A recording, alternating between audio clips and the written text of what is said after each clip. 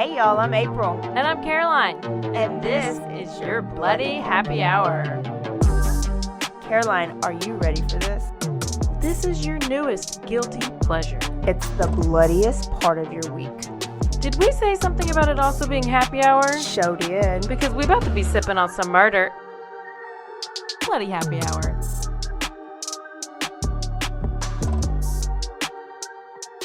Hey y'all, this is April. Hey, this is Marshall Applewhite. This is your Bloody Happy Hour. We hope that you are thirsty. Oh, man. I'm thirsty. We hope that you're ready for another cult because you're getting one. It's good stuff coming at you right now. And Get we're ready. promising not to do a cult that when you think of cults, the two maybe main that come to your mind. Which come to your mind? Jim Jones, David Koresh. Yeah. So the one that I did last week, never heard of Marshall Applewhite and the Heaven's Gate cult. The one you're doing today, never heard of her or seen her, and I never want to see her again. She's a little crazy. She has great hair. And we have two more coming at you, but we don't know what they're going to be yet. But before we get started, I have to tell you guys about Taylor Young. And what was crazy is I was going to tell you about him in last week's episode with the cult. And I had to edit it out because he went from a missing person to now it's a murder investigation or homicide investigation. So let me tell you about him because the story is happening quickly. Taylor Young is a 25-year-old Black male. I said male because you may think female when you hear Taylor. True. It's a very gender-neutral name. He lived in Houston. He graduated from Sam Houston State University. A couple years ago, he had a career as an accountant at some well-known place in Houston. He was a very regimented person. It was just him and his dog. He had a girlfriend. From what I could see, I don't think that they were living together at the time, but they've lived together at one point and they're about to move in together. He's the only child of his mama, Miss Robinson, I think was her last name. Mm-hmm. And they talk every day. So mom knew something was wrong when she called her kid and messaged him, and she didn't hear anything back. And first she's like, oh, he's 25 years old. But then after it went on for a while, she got really worried. So she called and she called and she called. And then all of a sudden, Taylor's girlfriend knocked at the door of his mom's house and was like, have you seen Taylor? And so then she was really panicking because if he hasn't talked to mama and he hasn't talked to girlfriend, then something must be wrong. So they decide to go on Find My iPhone, and they found his phone downtown Houston at a bank. And I don't think he banked at this bank, but it was in the bushes near the ATM there, okay? When they looked at video, his car was seen in the video, and they couldn't understand why he would be there when he was there. He was very regimented, meaning he got up every morning and walked his dog Gigi. Then he'd go to work, and then at lunchtime, he would come home, walk his dog Gigi. Him and Gigi would take a nap together, and then he would go back to work every day. That was his routine. And so the fact that he was at this bank, not really close to his job, mom was kind of questioning, okay? Then, so this happened on December 9th, 2021.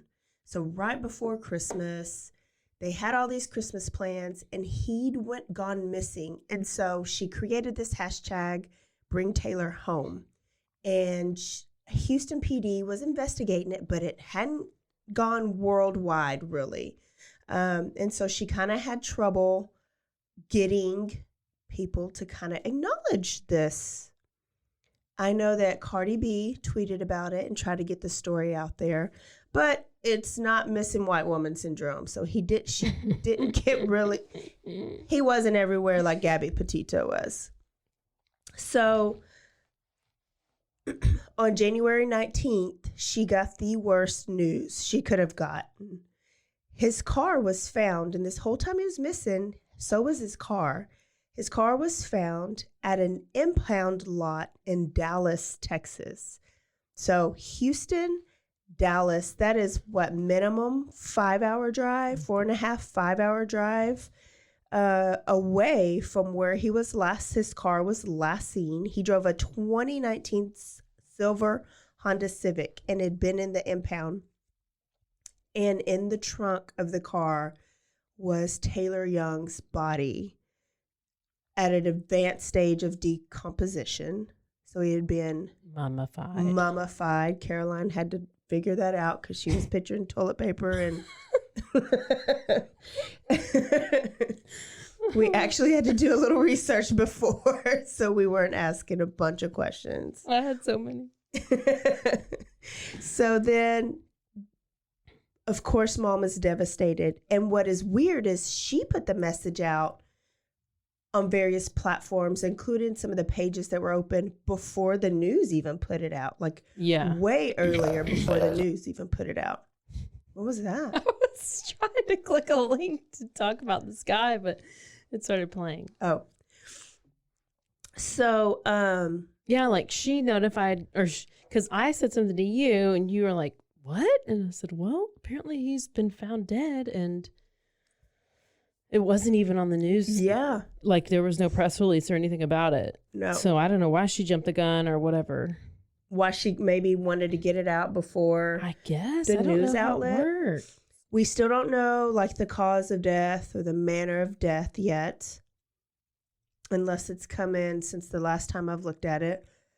Coworkers did say he was running errands on his lunch break, so which is out of his normal routine, but not unheard of. So he was running errands. So the question is, his phone was found in the bushes, placed in the bushes by the ATM. Who placed it there? Did he drop it?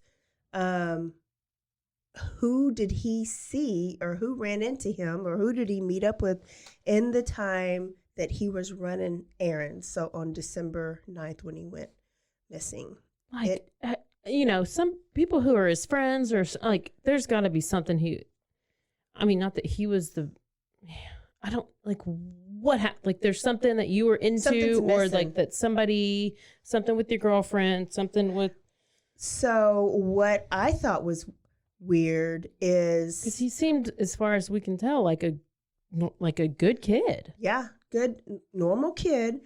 And either this wouldn't excuse the behavior, but a lot of times something else comes out by now. Like, oh, maybe he was into drugs or, something, which would not excuse this death or this behavior. But people like to hear that part, and it kind of makes them think that maybe the death is less important. Nothing like that has come out. All we hear is he's a great, loving kid who works hard and had goals, like was dedicated. What I thought was weird is that the girlfriend's name was Amber. Her mom started calling up these true crime YouTube podcasts that she listened to, and had herself interviewed, basically volunteered to be interviewed about the murder. And there wasn't very much emotion. And if there's a lot of couch, is it called armchair detectives out there? Yeah. And as of right now, the girlfriend seems a little suspicious. But the girlfriend is always usually the first, the spouse, the husband, the wife, the girlfriend, the boyfriend is usually the first suspect. That is well, the new hashtag is Justice for Taylor. Justice for Taylor. So what I'm going to do is I'm going to So his body was found on the January 19th. Yeah. You said that? Uh-huh. So that was more than 30. It was if he went missing on the 9th, it was found on the 19th. Imagine like the family had to get through all the holidays. Oh, yeah. not knowing where he But then, was. like, this car was impounded? Like, were they not, like, on the lookout for I mean, I don't know. I mean, if he was reported missing, his car had to be reported missing. Do you know there's like a database, a Texas database, and all you need. Texas is too big.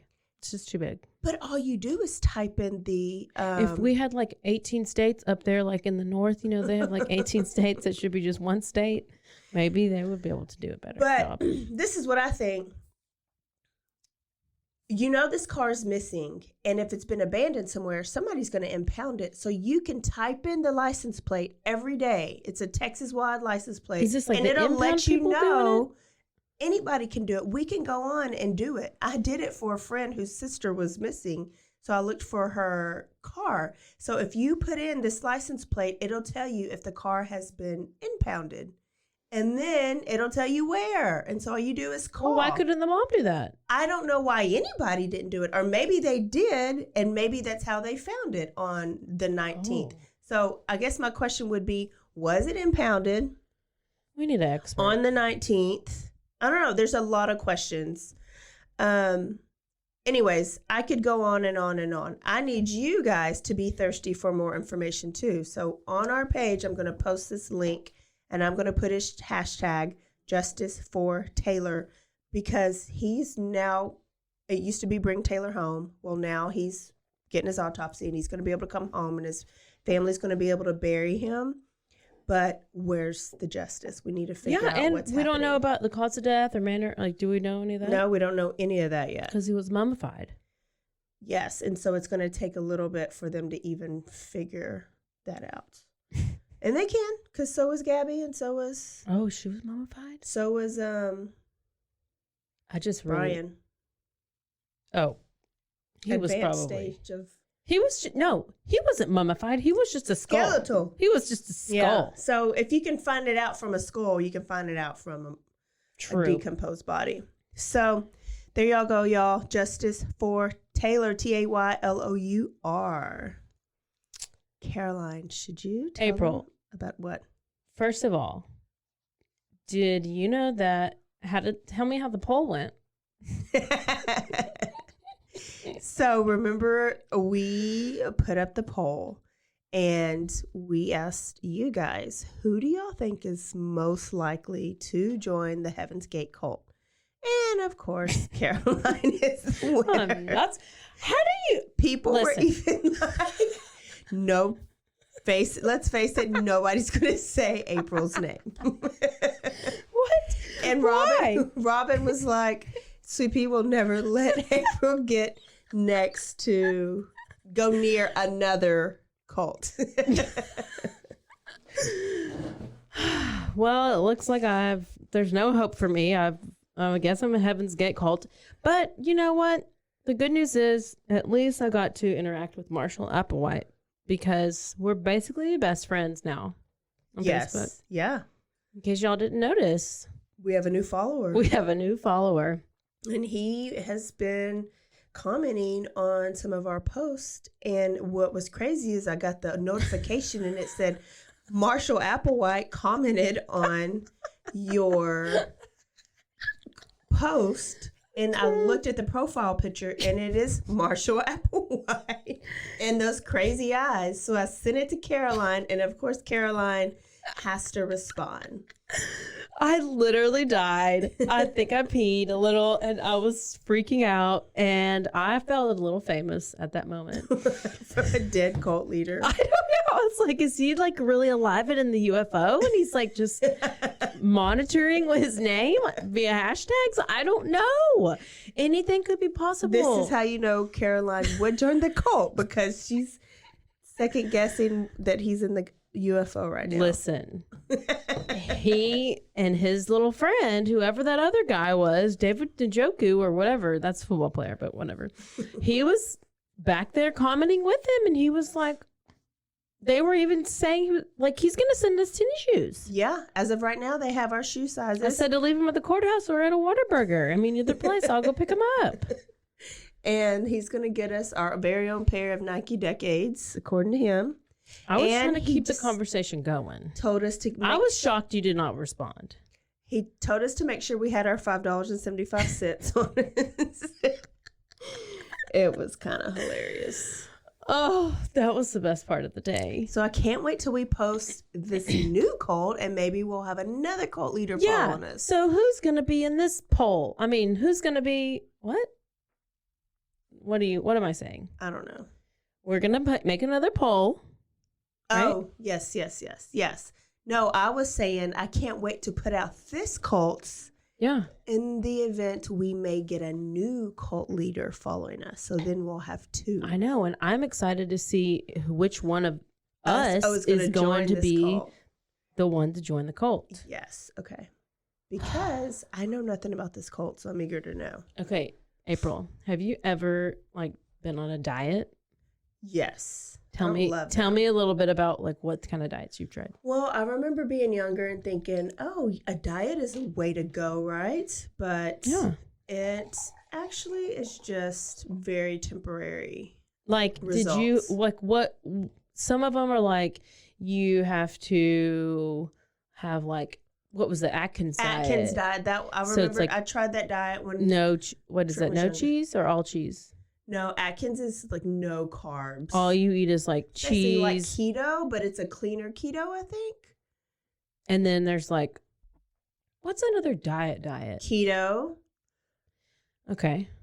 These Weight Watchers, Mediterranean. Metabolic conditioning. I don't know. Whatever. That's a type of workout. Anyways, I've eaten paleo. But Paleo, I didn't Whole30. consider that a diet because it was more like a way of eating. Mm-hmm. You just didn't eat certain stuff. But anything that restricts a food group is a diet. Oh, but what if you forever, that's just, you're oh, ew. Then that, yeah. That's just your life. Yeah. Well. It's your life except for on Thursdays when you go to Whataburger. I am 100% not paleo or Whole30. I just basically am. I went to the grocery store today and I didn't get hardly anything. It was $125. Inflation. It is bad. Hell. Anyway, that's why I'm just going to be going to Whataburger. Even though Whataburger has gone up from $8.05 for what I get to $8.47. I can't. Well, I'm just about to do the Heaven's Gate diet and just drink lemonade, cayenne pepper, and water and maple syrup. You could do. Give me a new diet. The Way Down diet. Okay, tell me. This diet, April, you do not have to count calories. You don't even have to work out. What? I know. You can eat whatever you want because no foods are bad. Okay. Because guess what? Jesus declared that all foods are good. Okay. So, it's a win-win. And you can eat pizza and you can lose weight. Okay. But what you basically do is you just wait until physical hunger strikes you. And then you eat until you're satisfied. Okay. But all still good information. Yeah. So if some people call it just bored eating. I'm just bored, so I'm gonna start eating. Well, if you get into that situation, you have to stop and pray. Oh. Okay. And you pray and you give the desire for food to God. My mom and aunt all the time, when there's food in front of them and they're full, they'll say, "Satan, get back." Is that what she said? They literally are in this It cult. really is the devil. but this is what it's all based on. She may be onto something. I might be joining this cult. Well, let's start with Gwen Stefani. Oh. And I would not join a cult with Gwen Stefani. Well, I would. I don't know why you wouldn't. She was born in Memphis, Tennessee, 1955, and her parents were super religious. They were from Church of Christ. Oh. So, Kojic. Yes. So her father was a surgeon, and he would take her to the hospital to do rounds with him, and she would ask him "Oh, how are you able to cut people open?" And he would say, "Well, I don't really focus on cutting people open. I focus on removing the bad." So basically she decided at that point that that's what she wanted to do, was she wanted to remove the bad out of people, but not in a gruesome way. So she started working towards getting her master's in food and nutrition when she went to college, and she ended up marrying David Shamblin in 1978. Okay. They had 2 kids, Michael and Elizabeth. There we go. Okay. So she continued school. She was a registered dietitian. She went to she started counseling kids at Memphis State University. And she basically was like, I'm a success story because when I went to college, I gained weight and then I lost weight and I kept it off. And so now I'm going to teach you how to do that successfully. Okay. Yeah. So in 1986, that was 1 year after my birth, Gwen founded Way Down. Way, do I need to spell it? WEIGH, Way. Okay.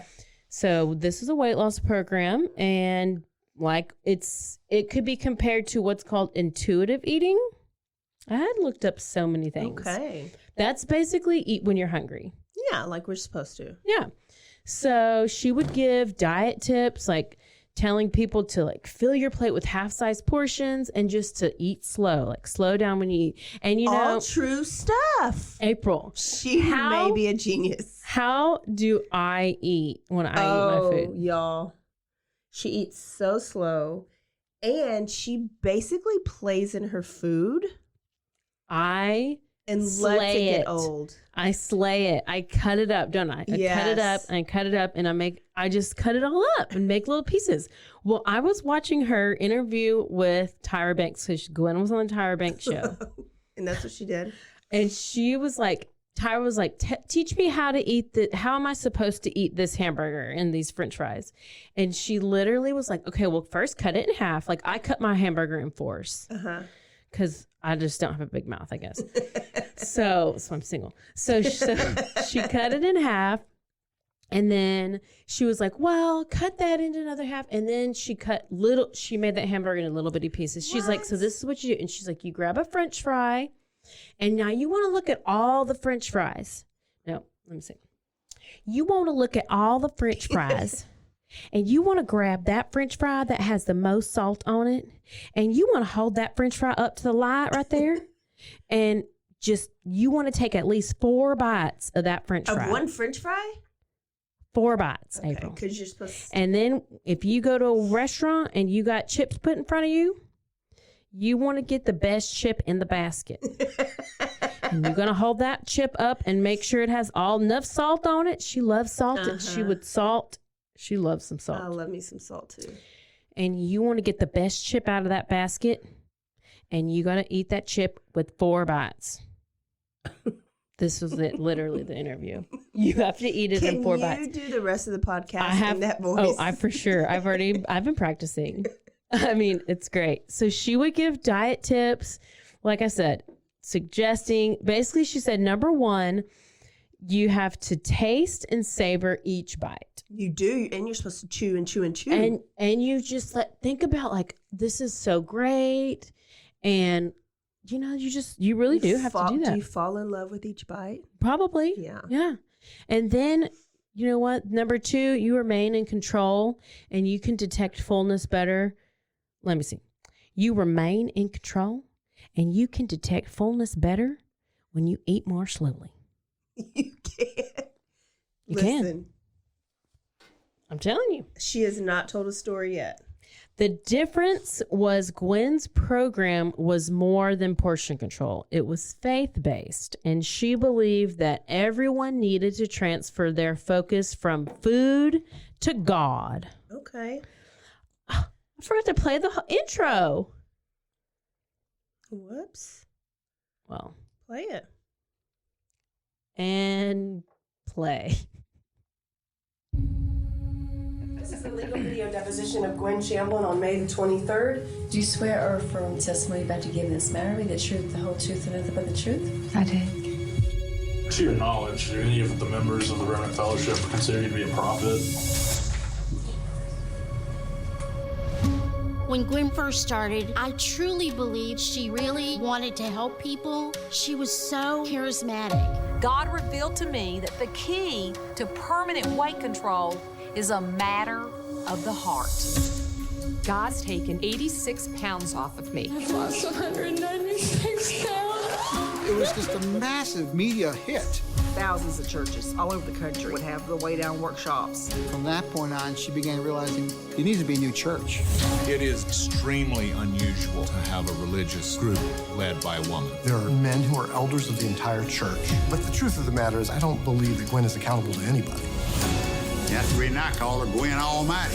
She's going to decide whether you make it to heaven or not. Uh-oh. How members of Remnant behave is a bit like Handmaid's Tale and Stepford Wives. They want you to be clones of them. It's all about appearances. The cross, the Bible, that's all sideshow. It's about money, prestige, power. That's her holy trinity. She's just playing God. It's wrecking families. It's wrecking kids. That church didn't lead me in the damn right direction. That church was leading me to go hang myself in my own closet. You talk to your kids about drugs and alcohol, but you never think to coach your kids on a cult. Remnant Fellowship is now part of a murder investigation. The child's death put the focus on how the Remnant Fellowship taught its members to discipline their children. There's no telling what actually did go down, but I firmly believe that they did whatever Gwen told them to do. Got a child that's going from bizarre down to in control. So praise God. To me, the devil is a myth. But I've met Gwen Shamblin, and she's real. How tall is her hair? Listen, I don't know. That's like old school this is Southern the thing. girl. The hair grew taller as her cult grew larger. So as she started gaining power, literally her hair would grow as she would grow. What? I don't know. So in Gwen's eyes, it didn't matter if you didn't worship the Christian God, if you didn't worship any God. She believed that people could overcome anything in their lives through her God. So this would have consequences later on. Who's her God? Well, she thinks she's a prophet. Oh. So she believed that eating disorders like anorexia and bulimia could be cured through her program. And by 1992, she started hosting Way Down workshops out of her garage. Okay. I mean, so she's going for it. She's trying to just, make it. She's trying to make it. She created the Way Down workbook for clients to journal, and they would do Bible studies around weight loss. And she started just talking about that God told her people weren't consistently losing weight because they weren't being faithful to him. Okay. So now it says like the lady in the documentary was saying how she was charismatic, but I don't think she was that charismatic because I feel like she was more, at least some other people say she was more fear-based or more shame-based, which that makes sense as far as like weight loss community. She would be shame-based to motivate people. She knew her niche very well. Niche. And by 1997, the Way Down workshop spread to over 30,000 weekly meetings in 70 countries. So it was good. It was like getting out there. And think about it, like there's no like Twitter, there's no YouTube. So they're having to they're like recording stuff on like videos and like VHS tapes and like sending them out to churches and all these things.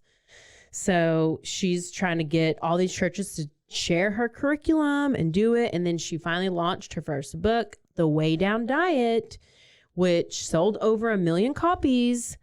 And this was what kind of like blew her up. She started appearing. She was on 2020. She was on Larry King Live. She was on the Tyra Banks show. She was their Dr. Oz back then. Not saying Dr. Oz is a cult leader, but remember he put out like this one book and then he was famous and because I mean I think that was back, do people really watch a lot of talk shows now? Oprah?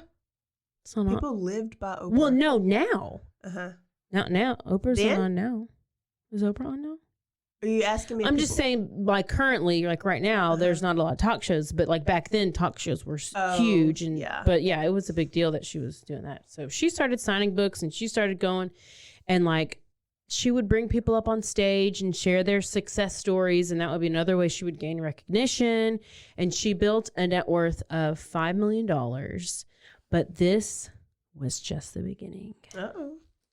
So, in her Larry King Live interview, she said, "I believe that we will always grow in love."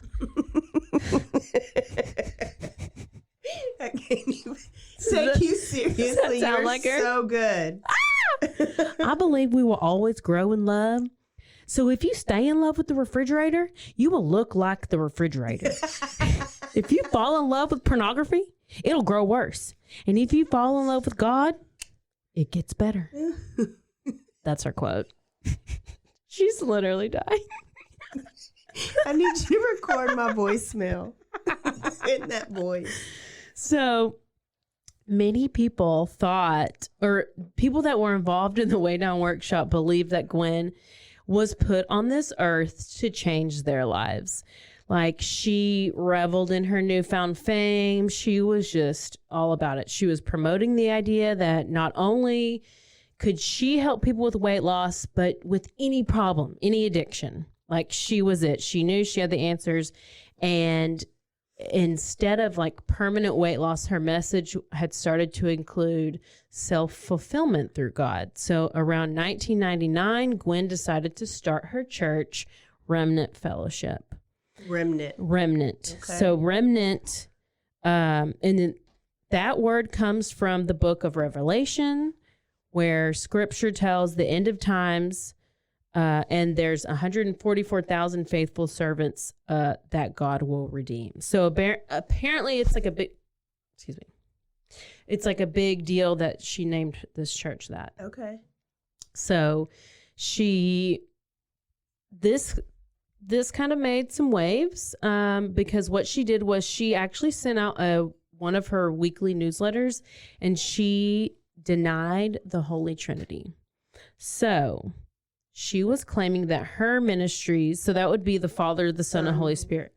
So she said that her ministries believed that the Holy Spirit and Jesus did not have equal leadership to God. And now, whether one believes in Christianity or not, this is important because what she was saying was ultimately she was bypassing the Trinity and setting herself up to be called a prophet under God. So a lot of Christians believe this to be blasphemy. Yes. And so people were outraged. People were sending back their books. They were sending back the curriculum. Churches and other people were calling up there, and they were saying, evangelical leaders were comparing Gwen's beliefs to Jehovah's Witnesses, and employees were quitting, and churches were dropping left and right, and they pulled her books from publication, and they were like, we're not going to publish your next book. Or Good. Whatever. You went a step too far. Like Dr. Oz stuck with weight loss and health stuff. Yeah. This bitch went left. She got a little too far. So when she was asked about how she felt about the backlash, she replied, I'm ready. Please do her voice. People don't care about this. They don't care about the Trinity. This is going to pass. What women want is weight loss. They care about their bodies being a temple and their lives turned over to the Lord. And that's what my ministry is about. Are fat people allowed to go to heaven in her cults?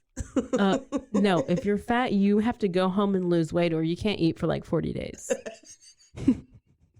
Is it 40 days because Jesus went 40 days with us? Listen, her husband was fat and never showed up at church. What? Listen, Gwen, so now there's a witch hunt, and there's like churches are dropping left and right, and she's like, I don't care. They can just go down the street and they can just go to another church who's gonna have my workshops.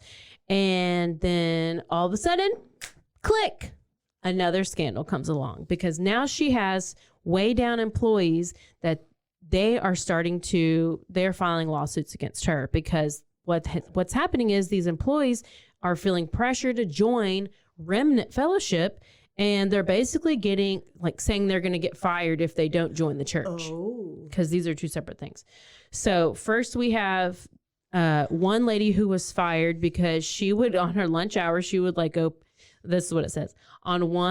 She was fired because she used her lunch hour to pray, and Gwen told her that she pays people good money to pray, and she did not need her prayers. And then this other person, She ended up filing a lawsuit because she worked her way down for 3 years. She was eventually fired because she was a member of a Baptist church and she would not join Remnant Church.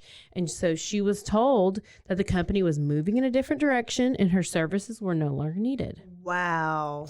And that the position was going to be replaced by someone who was a member of Remnant Fellowship Church. And then in the middle of her being fired, she got a letter from Gwen saying that HR made a mistake. She wasn't supposed to be fired. She was only supposed to be allowed to resign. And so they asked her to sign a letter saying that she resigned and she was never fired. But she covered her tracks. But Anita, Uh-oh. she did not sign it because it was not the truth. And Gwen then personally called her to say if she didn't sign it, she was not going to get any money. Wow. And you know what? Anita was DTF. She was down to fight. Ooh, come on, Anita. Mm-hmm. So she kept copies of the letters and the termination notice, and she sent them all to this attorney in Nashville, Gary Blackburn. Now, this guy, he was in the documentary too. What's this documentary called? The documentary is called The Way Down, W-A-Y. Okay. What about a play on words there, Wow. HBO? And so this guy, he actually took on 5 ex-employees' cases, and they basically put all their cases together, and he presented one lawsuit against her. Okay. So from here, he had a deposition with her, and this employee wanted her to be on video because she wanted her, or maybe it was somebody wanted her because they wanted to see her facial expressions and like how she would say things. So this is what one of the things. I have a lot of quotes. The lawyer Gary asked Gwen a question about her practices, and this is what Gwen said. When people were in prison camps and ate less food, they lost weight, all of them. And Gary was surprised by the answer because he asked, well, Miss Shamblin, currently you're making a comparison between the forced starvation of a population and middle-class America's eating habits. Are you honestly doing that? And Gwen replied, I have been for about 15 years. And a lot of people responded. And so that was her response. The lawsuit was finally settled out of court. Gwen was on a warpath. She began preaching to her congregants and Christian churches. They were all under attack. And she just was like, too many Christians are sinning due to them not being held accountable. So eventually she built this church. Now it's on 40 acres of land. It's in Brentwood, Tennessee. Are we still in Tennessee? Okay. Tennessee. So it's one of the wealthiest counties in Tennessee. Now, under this Remnant Fellowship umbrella and tax-exempt status, Gwen also purchased a 25-acre Civil War plantation home called Ashlawn. Okay.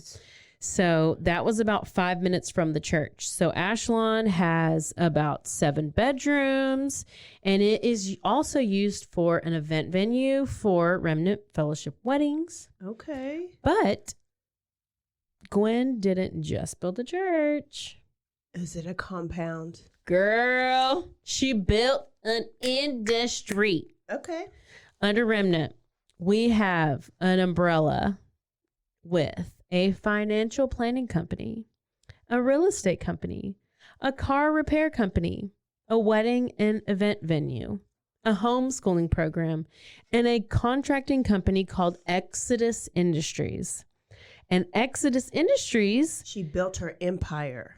What Exodus Industries website states that they provide cities, surrounding cities with electrical, plumbing, HVAC, roofing, architecture, concrete, and excavation services.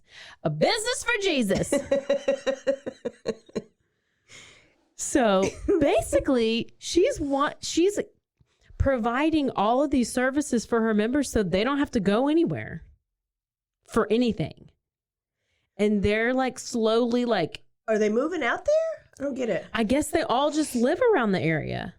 They all just live or people will move there, have moved there from wherever they live to come to Tennessee, maybe if they visit, and then they're like, oh, I'm going to join the church. And then they were like, oh, basically, I don't have to go anywhere for my other services, so I'm just going to go use the church. And then the church eventually starts guilting him into doing everything with them. So she wanted to get their money for whatever they needed. If you needed air conditioner, get hers. If you needed whatever, okay. She just wanted everybody's money. Everybody's money. According to some ex-members, Gwen said this is what it only wanted members to work in the business. So she wanted to build this large community that was fully efficient on its own without any outside help. And they also had to work for her businesses. Yes. Okay.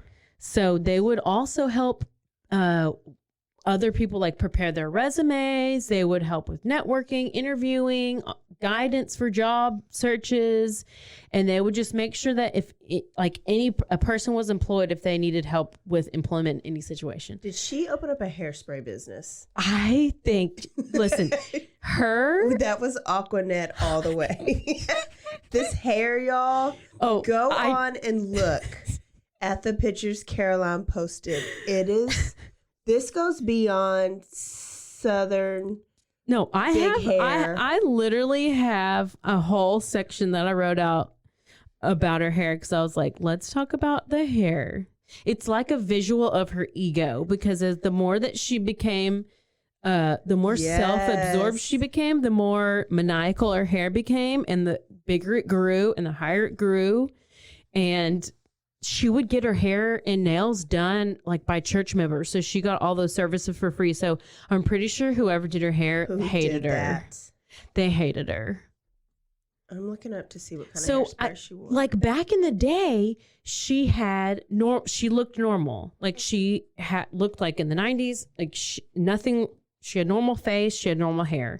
And then I feel like she lost so much weight that her hair stopped growing. So I think it thinned out. So then for some reason, I don't know what happened if she like stuck her head out the damn airplane when her husband was flying the damn plane and like blew it however it was shaped.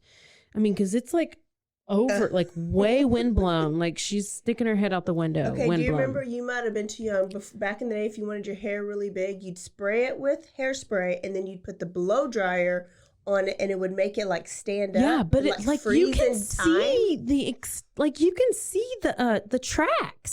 can see tracks in her hair. So bad. What about her makeup is terrible and her face is white and it doesn't match the rest of her whole skin. People call her the ultimate Karen.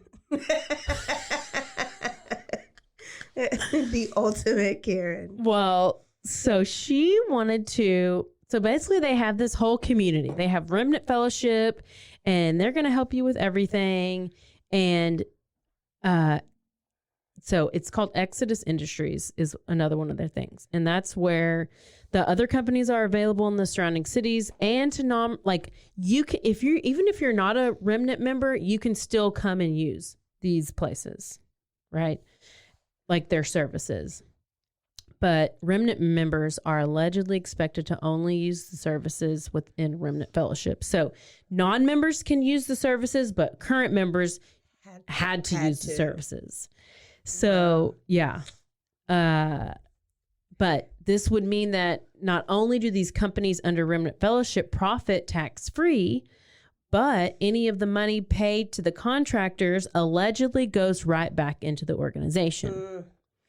So what she was trying to do here is known as isolation and dependency tactic used in cults that makes members dependent on the head of the cult and those inside. Wow.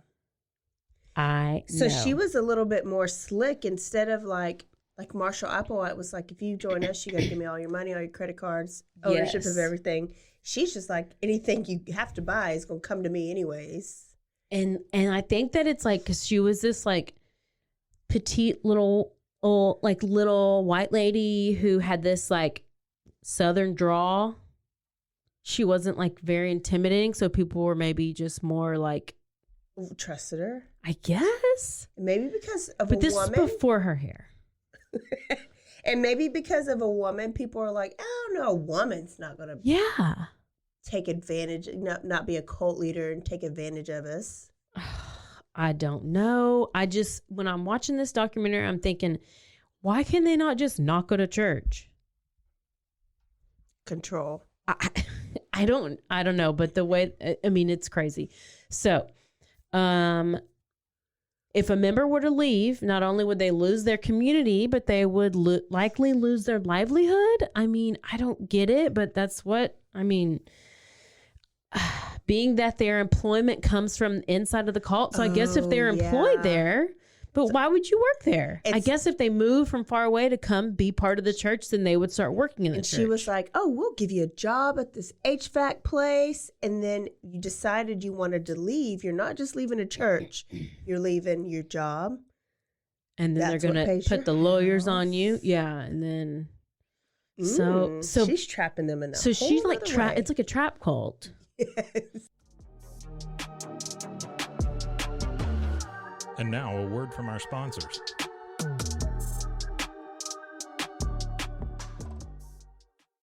Hey, Caroline, do you love candles? Absolutely. Okay, well, so do I. There's an amazing local business called Sassy Queen Candles, owned and operated by Latrinda Peoples. She's from here in Waco. Sassy Queen Candles, they offer an assortment of soy candles in various sizes, wax melts, and car fresheners, all hand-poured with love.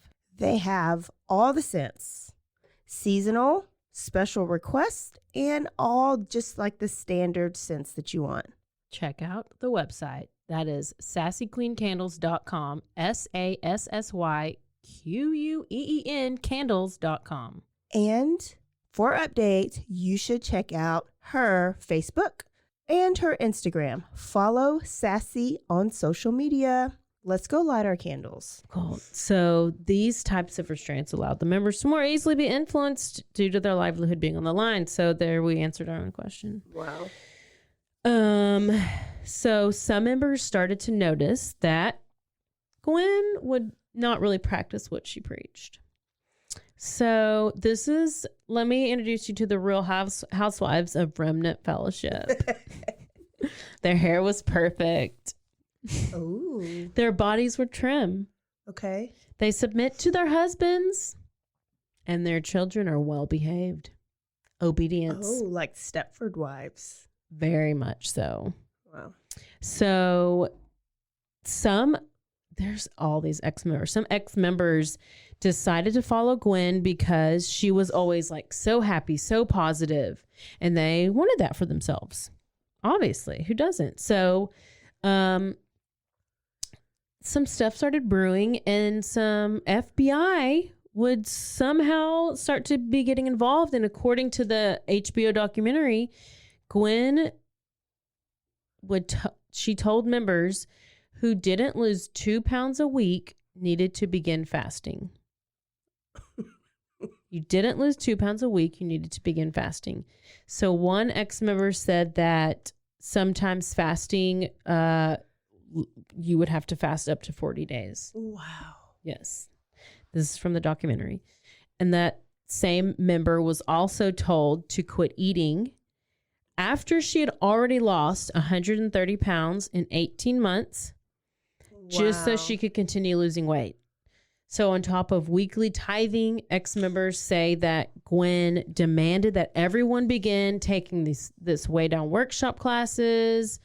But the cost of it, like you had to pay cost of the books and the workshops, and to be on the website, there's like this TV subscription. So it's like $19.99 a month or $230 a year. Wow. And that, weigh down TV. And Gwen told them she said, instead of buying extra food this week, buy this book and keep it by your side.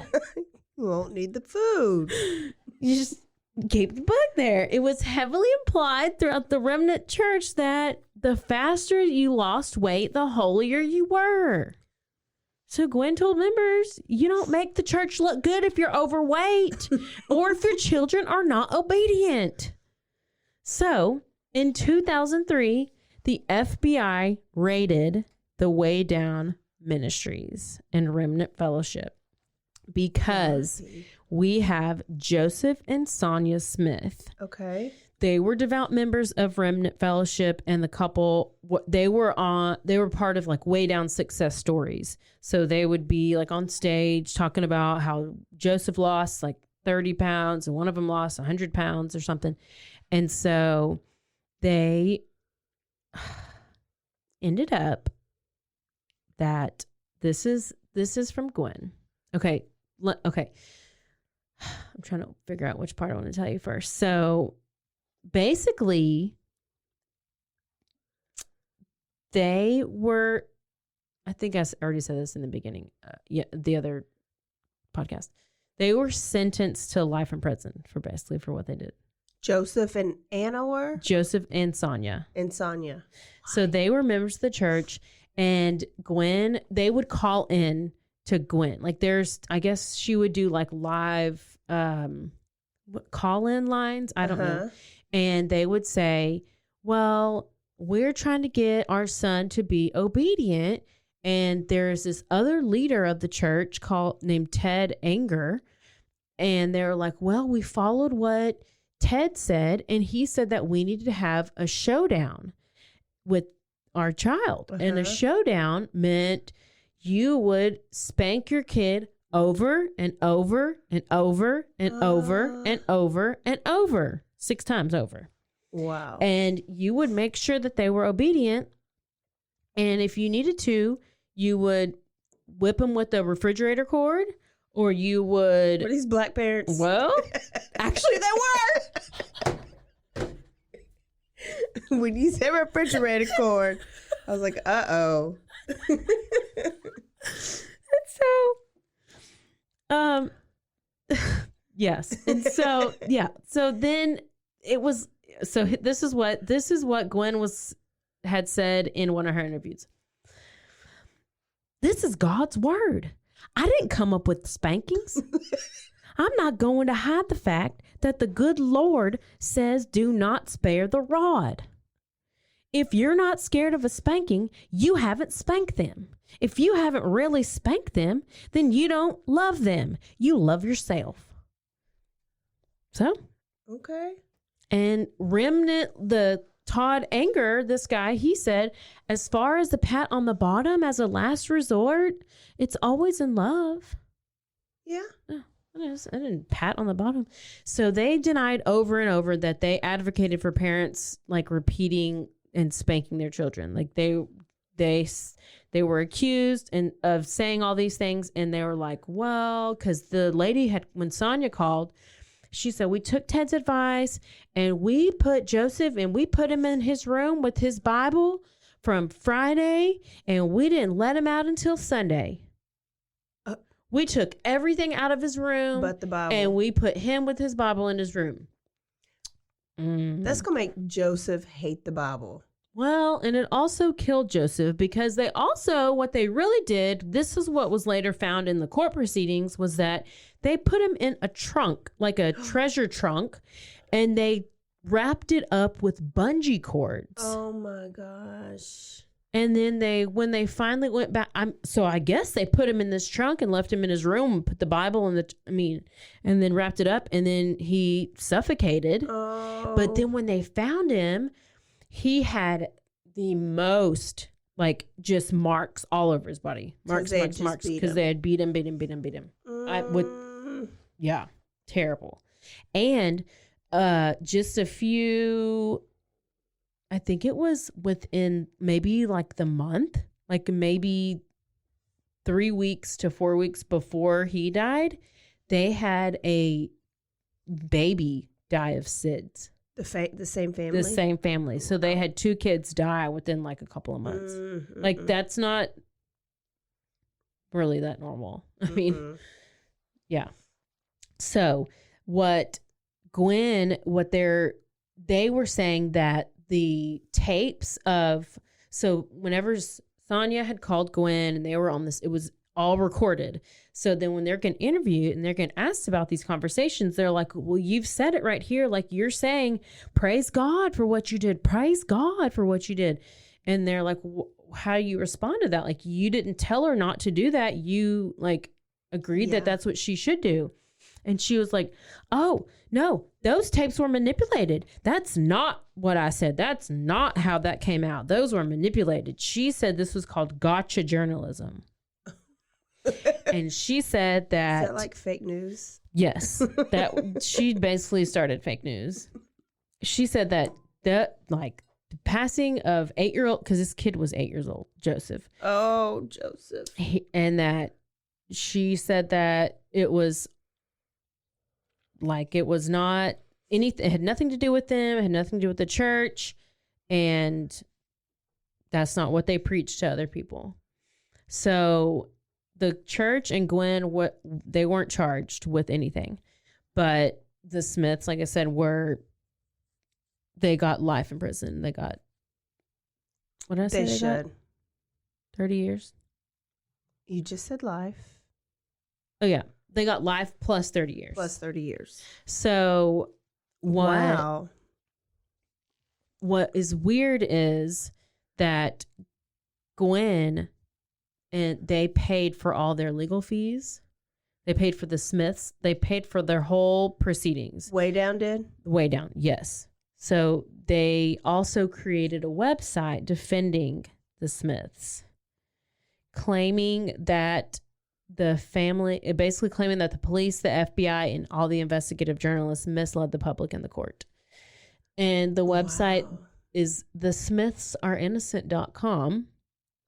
Still running today.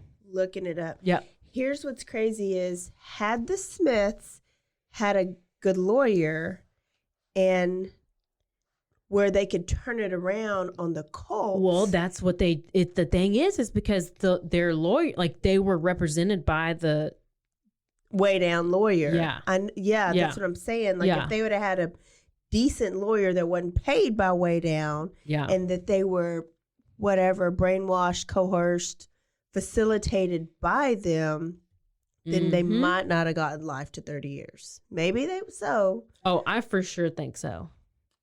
Oh my goodness. Which, I mean, I don't give a shit what you say. You can't tell me to put my kid in a trunk. I mean, I might just decide to do it on my own, but nobody can tell me and make me do that and kill my kid. Yeah. Yeah.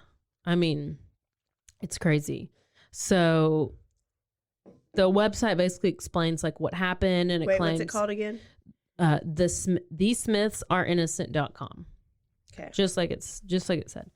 And so while they're claiming that the website explains that what happened, and just saying that it's all rumors. Oh. Qué bonito. There looks like there's a 911 call. Did you ever listen to that? No. I didn't actually. But the 4 minutes. Oh. The 4-minute 911 call. That's crazy. The coroner and the judge refuted what the Smiths and Gwen said happened, and they were saying that this like horrible story of the day, I mean, it basically, the website goes on to talk about how like Joseph, like the dad and the mom, lost all this weight, and it talks about how you can join the Way Down workshop, and then it goes and has like you can like go directly to Gwen's website and to curriculum and blah blah blah. Like, so it's basically another way to promote the Way Down workshop and to get more money. That website is. Oh my goodness. Yeah. So it said he died of septic shock, like a fast-acting infection and septic shock. Maybe from all the that's what they say. Bruises? Go watch the documentary on HBO and it'll show you all the evidence. Wow. Yeah. So then we get to, not only did Gwen's congregation and profits grow throughout the years, so did her hair and her assets. So let's just take a moment and talk about all those things. As long as her ass didn't grow. Her ass did not grow because, if it did, she could not be part of this church anymore. I wonder if she deep down had an eating disorder. Oh, for It's sure. a very negative. Go look at her pictures. Type in She Gwen looks and Joe sunken Laura and look, just really get a deep dive. So she built a fortune that included over 18 properties outside of Remnant Fellowship, and she put in a trust. So other than her weight, she loved to live large and in charge. She would have parties and they would have alcohol and it would just be celebrate. Yeah. It would have it would be decorated to the max. She would get her hair done and her makeup done for free by church members, like I said, which obviously they hated her. And she just thought that it was just great. Remnant Fellowship hosted festivals. They would bring, they would have weddings. They did this one festival called the God is So Good Festival. And it was the God is So Good Festival. It was at this specific festival that she told church members not to bring gift baskets anymore, only money. Every year they would bring money, and then 2019 she's like, oh, excuse me, can you just bring money only and no more baskets? I went to a church one time when I was younger, and you do offering, and this preacher said nobody can leave until they get $65 more to help with the building fund. And I was like, wait, I was in high school, so I didn't have any money. I was just visiting. How do you say the doors of the church are not open until we get $65 more? I don't know, but he sure did. He got it and we got to leave. So Gwen took the Bible literally. She believed in blessings for obedience and curses for disobedience. So when anything bad happened to Remnant, this is crazy. When anything bad happened in Remnant Fellowship or someone in it, the members had been indoctrinated by Gwen to believe that it was because of their sins and God's judgment. So Gwen's daughter had a baby. Okay. Out of wedlock. No. Oh. The baby ended up dying. Uh-oh. And what they did was they just completely ignored, the service that next week, they completely ignored it, because what they do is they just act like always everything's great, everything's perfect. We're perfect. We live our best life. This didn't happen. We're not talking about it. Yeah. Wow. So what they did would go to some of the members who were being disobedient and kind of basically accuse them of it. It wasn't anybody. It wasn't Gwen's fault. It was, whose fault was it? Why did God bring judgment against this church and kill that baby? Oh. What? Yes. So it would they would look for somebody to basically looking for somebody to blame for what happened, because they were like, well, it's not us, so obviously it must be something that's wrong with you because your husband has been talking to one of the leadership. So I'm getting ahead of myself because I've been way too into it. So there's a hierarchy in this church, and basically Gwen's the top, and everybody who was, all of the leaders that she appointed were all men. Okay, so you appoint all these people, they're all male leaders, and these leaders were assigned to different people. Like each church member had a different group. Like a tree. Yeah. Like a person that they would go to, and that was their group leader who they would go to about all their problems, anything that was going on in their life. Yeah. So, and these leaders reported directly to Gwen. Okay. So one day, the leaders were told about the news of the grandchild passing away from this illness, and they were asked to pray. So the next Sunday, like I said, they didn't speak about the death. So they told the members to just don't mention it. Everything's fine.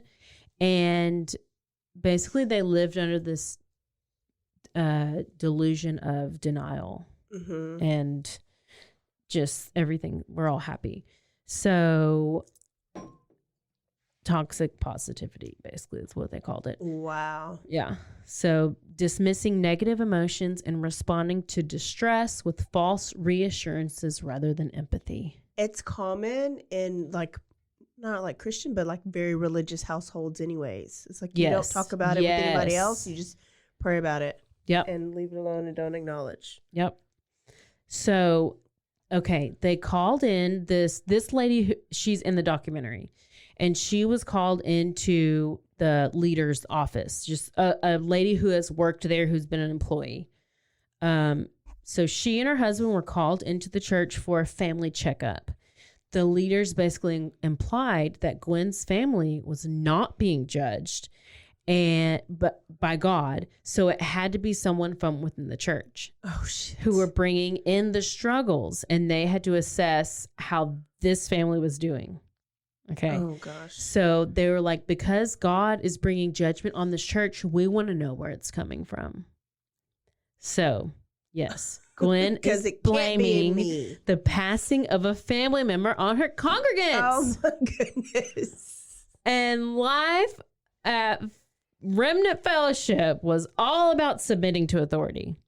So if a church member needed counseling, they allegedly were not allowed to seek help from a therapist in fear of retribution. They were instead supposed to call their church leader to receive counseling from him, even though the leaders weren't licensed therapists or psychologists. And if they had like issues in their marriage, and like if a spouse were to like seek counseling, like no, they have to go to the church leader. Everything's the church leader. Yeah, everything's church leader. So the leaders were like in daily communication with their members, text, emails, phone calls. They controlled their social media accounts. If there was even a picture on the documentary talking about if they like, are you sure you need to have this Facebook account? Like, did you check it over with blah, blah, blah? And just want to make sure that you're checking it over. So much control. It's crazy. So some of the ex-members, because this is all coming from ex-members, like all these stories. Okay. They told you how they could never go against their husband's wishes. So they were supposed to ask their husband about something once and never ask it again, no matter what his decision was. He would have to go. You would have to do whatever he said. They were submissive to husbands. I was in this cult till that part. A lot of them said that they had to stay in their marriages, even if they were cheated on. The husbands could have multiple affairs. Like this one lady who's talking about this, she was like, it was so awful. I did not want to have, oh my gosh, one lady, like she was told to get off her depression medication. They were like, Prozac? You don't need to be taking that Prozac. You don't need to be taking that Prozac. And like she tricked herself into like the crazy, like into the psychiatric ward. And then she ended up being like roommate with like some lady who was smearing poop on the wall and like all this stuff. She called her husband. So the men could sleep with other women in the church only, or just anybody? I don't know. Or Gwen? They probably just slept with Gwen and her hair. I don't know who they slept with, or if it was just one got a they different just track. liked the hair. Yeah, each man got a different. When they left, they got a different track. I mean, like it's crazy. Like the one lady who was in a psych ward called her husband. She was like, "Get me out of this place," even though she turned herself into that place because she was on medication. And then the church made her get off the medication, and then she like went crazy and went to the psych ward. And like, husband, come get me. And he's like, well, I talked to the church leader, and he said that you just need to burn in hell. Like, what? I can't even. That's what they get. And so So Gwen preached the importance of having a conservative, heterosexual family unit where the wife was submissive unto her husband. But guess what? Gwen's husband did not come around. Because even though he has his master's in divinity, like he's the one who should be like in charge of this whole thing. But he didn't like how Gwen was mixing church with money. No. Also, he was overweight. Wait, this is Gwen's who? Husband. Okay. He's never to be, like, he's like nowhere. You never see him. She's probably like, you're not allowed to come around. He's probably literally inside of her hair. That's where she hides him. Because she's like, my people can't see you if you're overweight. He wasn't fitting in. And so, yeah, he's gone. But guess what? April? What is she going to do now? You know, she preached over and over that you have a strong family unit and that divorce is wrong under any circumstances. That is what she believed wholeheartedly. You let your husband cheat on you. You let him play with my tracks. And now she's going through the big D. Guess and what? I don't mean Dallas. She was married to this guy, David Shamblin, for 40 years. 40? 40. I don't even know how old she was when she died. What? Is she dead? I thought she was going to friend us on Facebook. Okay. She probably lied about her age. Until the day that Joe Lara came to church. So she got a divorce from her husband from 40 years.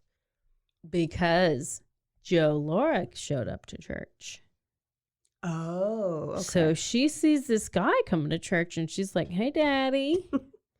So she could have this woman can have a side piece, but the other women can't. So, yeah, she was saying, like, you cannot divorce. You let your husband do what he wants to do.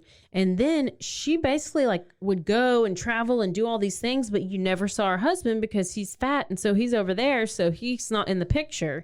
So I'm assuming when she saw this guy coming to church, she was like, okay, I think it's time for me to get divorced.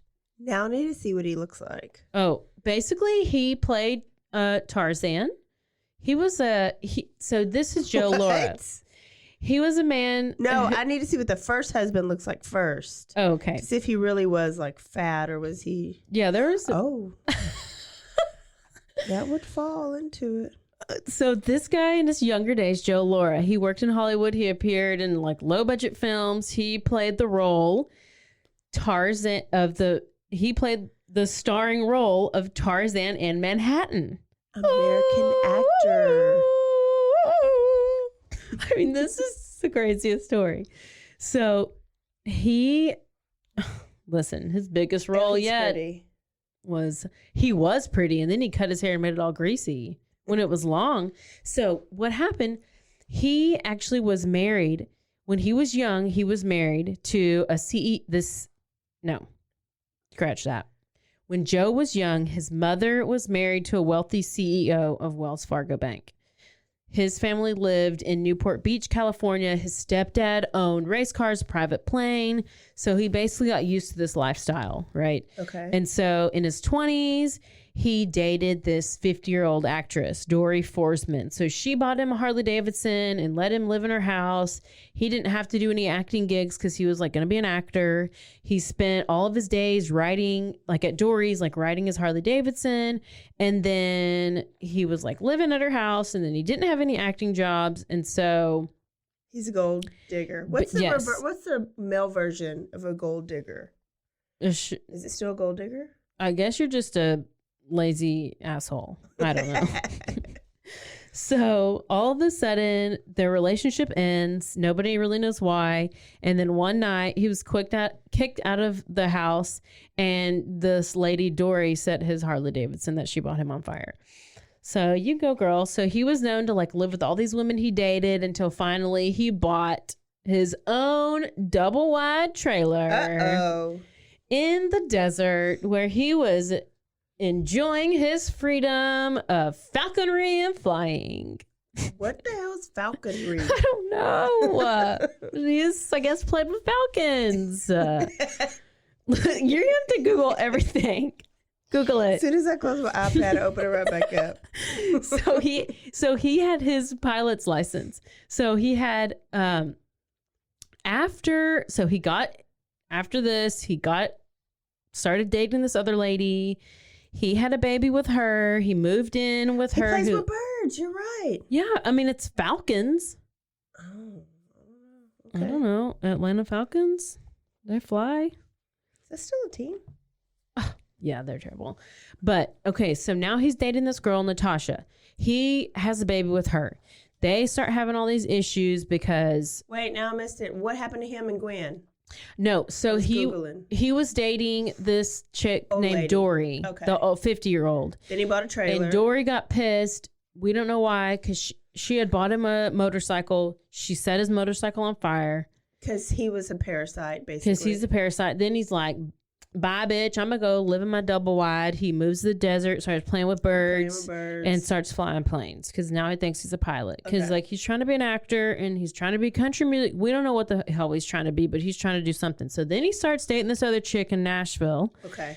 Her name is Natasha. She's like this beauty queen. She's like Miss America and all these, probably Miss Nashville, whatever. So she ends up that she's paying all the bills. What a shock. She gets pregnant, has a baby. I mean, she was with him and then separated and then got together again. Well, now Joe goes to the church. Okay. He's not religious, but so he's broke up with that girl, but he has a baby and he's trying to now he's going to try to start fighting for the child. Yeah. We don't know. So he goes and goes to the church. He never really went to church. So it's great. Nobody knows him. So he starts and he's like, I'm going to start going to church and I'm working as a handyman. Like, okay, good job. And he's now a country music star in his own mind. So I guess he's like walking in the church, like playing his guitar with his hammer. I don't know. And so he is introduced to Gwen. Gwen saw Joe. And Joe wondered how much Gwen was hiding in all that hair. And suddenly, Gwen's sermons on divorce completely changed because this is when she decided, I feel like it's okay if you get divorced. Yeah. Go ahead and get all the divorces. Yep. So they had to split up 18 pieces of property, about $20 million worth of real estate. And she gave David over $3 million in cash. Go ahead, David. Yep. He's like, bye, bitch. So Gwen and Joe, the devout husband that he's going to be. I mean, look how strategic he is. Look at that. They even posted this like engagement video where it's literally like it's completely staged. He like dramatically goes down on one knee and she like goes like gasps, holds her heart, and he goes down and she looks up and she's like, oh my God. Does he have on his Tarzan and uniform? Then he's down. She grabs him by the chin, like the jaw, and like picks him up and like kisses him as he's standing. I mean, it's awful. So obviously everybody's suspicious of this guy because like he's never religious. He starts speaking on stage and it's so weird. So this is less than 60 days after her divorce and she's already like having the fanciest wedding and like it's to the max, 1,500 people. She had 30 something flower girls, 15 bridesmaids. She was covered and head to toe and all this stuff. I mean, it was too much. Yes, too much. So during the sermon after her divorce, somebody was like, well, there's obviously cases of divorce that God allows as much as, that's what she said. She basically was like, there's obviously cases of divorce that God allows as much as he hates it. But she just wanted Gwen wanted more than just attention. Yes. So what had happened was Joe and Natasha, like Joe he was like, I want custody of this kid. I want custody of the kid. And he wasn't getting it. And so he accused Natasha of sexually abusing their daughter. No. Like, what? Yeah. So luckily, like this girl she was Miss California, she was Miss Universe, and then like Joe told the police all of this stuff, and like the daughter had to watch Natasha get handcuffed and taken away. And luckily the police saw, like, they were like, no, we don't believe you. You're an idiot. And Natasha was innocent and cleared of all the charges. Okay, good. So we're getting close. Custody battle is happening. The handyman and the wealthy preachers, powerful attorneys. Like now she's like putting her attorneys after Natasha. Like Natasha spent $200,000 of her own money trying to like fight to get custody. I guess they still split it, but she's like attorney's fees and everything. She's getting nowhere. She's like, I don't want my kid part of this cult. Yes. So she represented herself, and then like she claimed that her daughter was, anytime that the daughter was with Gwen and Joe, she was not allowed to have any people from outside Remnant. Like she wasn't allowed to participate in any events. Like she wasn't allowed to go anywhere or do anything other than stuff at the church. And so, yeah, it was a nasty fight. And the Gwen and Joe just wanted the kid for themselves. But April, as of May 2021, what? The live the other day of Gwen and Joe, the show would go no further. What happened? Gwen and Joe, along with 5 other members of Remnant Fellowship Church, boarded a small plane. You know, Joe, the pilot that he is. With Joe driving it. Was flying the plane.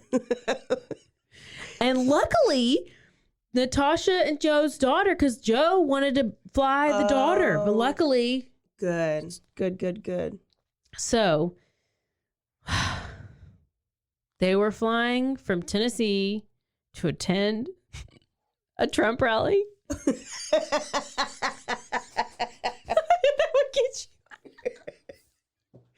She's like, we have so much in common. Let's go. So, were they about to go and board? What's it called? What did they do to the? They were on their MAGA flight. Listen, I ain't saying Joe Biden is anything. Like he's terrible. Neither one of them. They're all terrible. Full of shit. But it's just really, really coincidental that they're on this flight to attend a Trump rally in Florida, and Joe was the pilot. And he never... Not Joe Biden. Not Joe Biden. Not Joe Rogan. Joe Laura. He never got them out of Tennessee. The plane crashed into a lake. Joe, whatever his name, Laura, received his pilot license when he was 16 years old. He has this... Like, when you have your pilot's license, you must have a medical certificate, and it has to be renewed every 2 years. But guess what? The medical certificate was expired. And less than a month after the plane crash, the FAA suspended the guy who gave this Joe his, like, examiner, like, who approved him to fly. Yeah. He was sued. Why? What was the medical issue? I don't know. He just never got it. It was expired. And I guess the dude let him still fly. Anyways... Out of all the 7 people on board, there was not a single survivor. Wow. And this is the most ironic twist of fate, that it was reported that the plane went down because it was overweight and capacity. What? This is God like striking you down. Like that you must is the way down. W-A-Y down. Know. HBO killed it. How great. So where does this leave Remnant Fellowship? Okay, well, so Elizabeth was the daughter, and she had been on stage before, and she had said that like she's like, oh, this is like my mom, like Gwen's never gonna give us she'll never leave a single cent of her real estate to Michael or I. Like, it's going to all go, like, we're going to never get any of the inheritance. The daughter and the son. Yeah. Elizabeth and Michael. Yeah. Okay. So basically, Gwen had been grooming Elizabeth to take over Remnant, and she was saying on stage, I mean, she practically handed Michael and I's inheritance away, because apparently they weren't going to get it. It was all going to go to the church. Well, little did they know this was going to be coming back to bite them so fast, because that was a lie. And instead of giving her luxury real estates and her multi-million-dollar fortune, which was like $20 million to Remnant Fellowship, she gave the church publishing rights to the Way Down Workshop, Way Down books, and merchandise. And that's all. Everything else went to the kids. Oh, good. Right. And it basically, I don't know how all this works. But are they still, do they think like her and they run in? Well, I don't know. The whole thing was, apparently it's a big deal because she was saying she was going to leave all her money to the church and she wasn't going to leave it to her kids. I don't know why you won't leave your money to your kids. I thought that was normal. Okay. But they find out that she didn't leave any money to the church. She left basically books and merchandise to the church. I don't know. And so as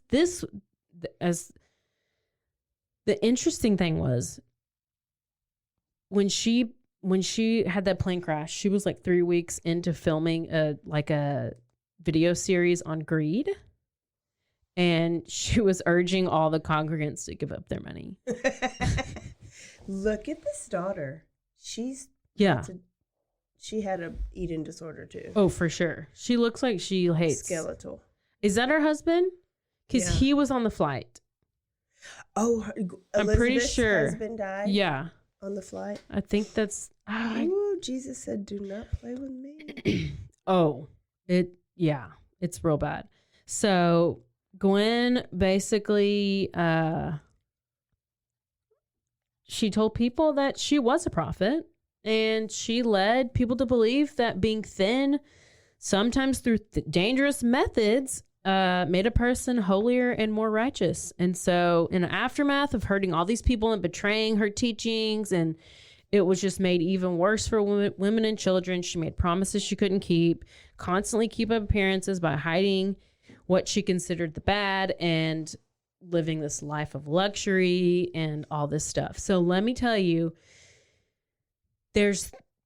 right now there are 3 episodes of The Way Down on the HBO documentary. Oh, so there's multiple? So there's 3 episodes, and it was released in September 2021. Okay, so the crash was in May. Yeah.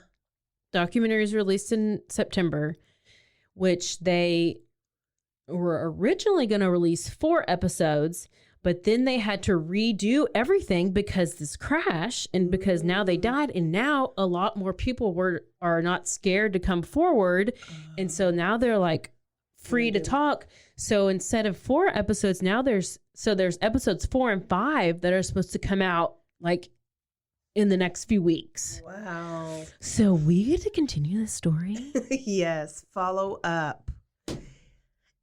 I can't help but wonder if that plane, somebody did something to that plane. It was probably Natasha. I was thinking, is Natasha the real MVP? Natasha is the real MVP for sure. And was Laura? What's the husband's name? Yeah, Joe Lara. Was he the Tinder swindler? He probably was. I think Gwen was the Tinder swindler. Listen, I put that on my was the best Instagram. Wasn't it?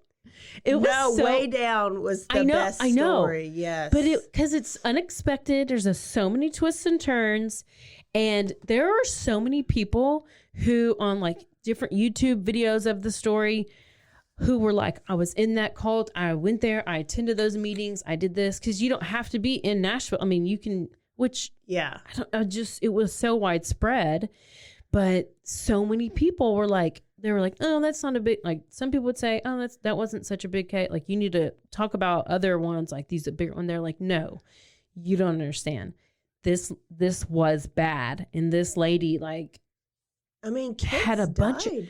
well, like, and she built this whole like community empire. I know. Isn't that crazy? Like, who thinks of that? What I just think about is like, these people are brilliant. Like, look at their leadership skills. If they just were positive, she started off positive, I think, like, but she couldn't handle the power.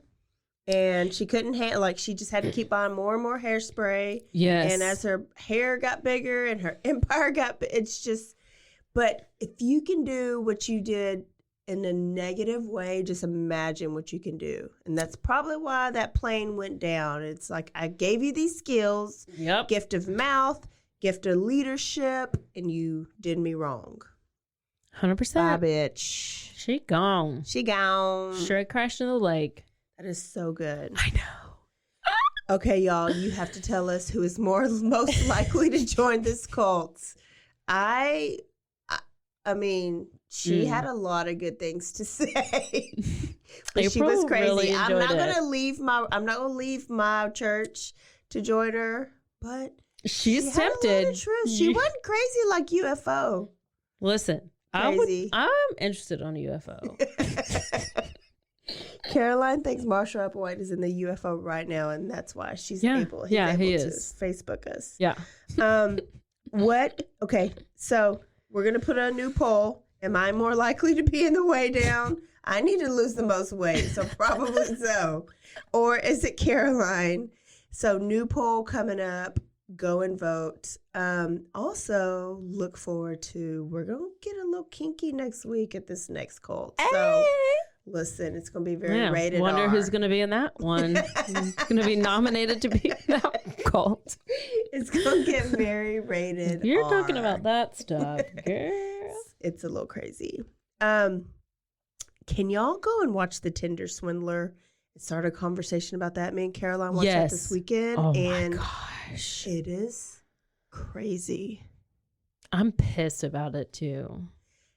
We won't spoil it, but go watch that and go watch The Way Down on HBO, because not only that, because there's going to be 2 more episodes that are coming out.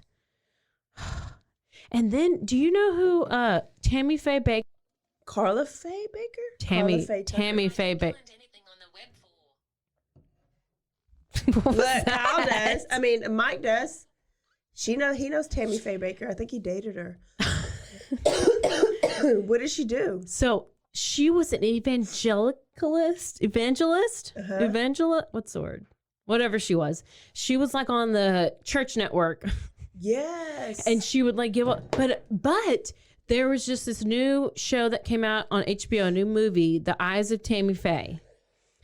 And so as I woke up at 4:00 this morning for no reason, I was just looking at what was on HBO, and apparently she was like super, like good, like everybody loved her. She was genuine. She loved everybody, and she wasn't like full of, like, everybody loved her. Like, she was legit, like a lovable, likable person, even all the comments. But anyways, there's this show that was released on HBO about her and her life. Apparently her husband like cheated on her and like was with guys and was gay, and then was like stealing money from the whole from their whole church and everything. So hey, anytime you want to talk Jim and Tammy Faye Baker, I'm your man. Because there's a documentary and then there's the feature-length film now. And remember, I lived through all of it. So. Oh, wow. See, so would she fall under these no, but isn't she crazy? Like not crazy? She's just like nuts. Both of them are nuts, but I don't think they killed anybody. But would she fall under people like really liked her? These mega church type things? Oh, like yeah. They had a theme Joel park. Osteen. They had a theme park. Wow. So these people like buying planes, and that's a whole nother conspiracy theory, is like the Joel Osteen story. He hid money in the walls or something. Dollar story, and like him needing a mill. Yeah, it's a black preacher but he was like the equivalent to Joel Osteen, but he was a black one, and begging for $1 million to buy a jet, and Jesus told him he needed a jet. and just all these other like mega churches, preachers that start off, but then the money, it goes crazy. Like one of them cheated on his wife and bought her a Lamborghini and said Jesus told him to. It's like, it's so crazy. And so me thinking of these, like reading about these cults, and so I'm just like, how far does it go? Like, I love me some TD Jakes, but is he going to be the next like mega church to do something crazy? Probably. Because I used to love some Joel Osteen. And then what's the woman, Mike, with the lips and the eyebrows? Joyce Meyer. Oh, I don't know her. Oh, yeah. Yeah, Joyce Meyer every day. There was Tammy Faye's the OG though. She's the OG. And then what's the Swagger, Jimmy Swagger? Wouldn't he fall under that category? No, but Jimmy Swaggart saw a 73-foot tall Jesus. Oh my gosh, it's very tall. After paying a bunch of prostitutes. Hey. See? Well, I don't know, but I heard about Joel Osteen. They found money in his wall. They did. So I don't know what that even was about and why I didn't hear a lot about it. We may I don't think do it a whole was episode trending. I mean, it's in Houston. We could go. We could go to a service. Are we going to check the walls? Yes. We'll bring a sledgehammer. Y'all, that was great. Let us know how you loved this Gwen Shamblin episode. Caroline, what do they need to not forget to do? Rate, review, and subscribe.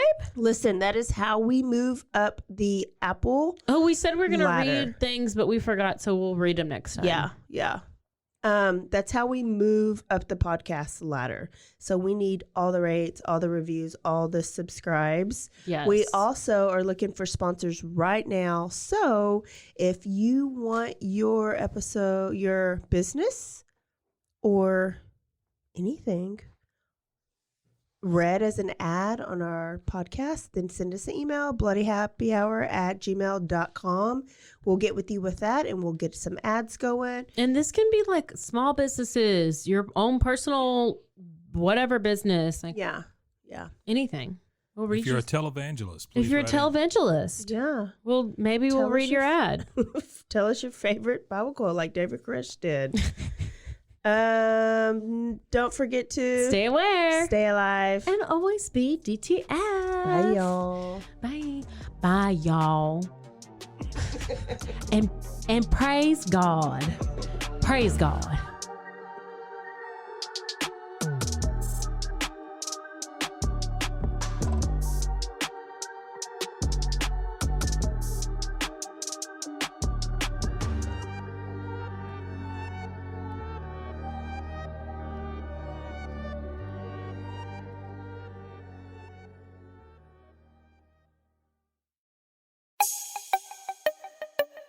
This has been a Rogue Media podcast.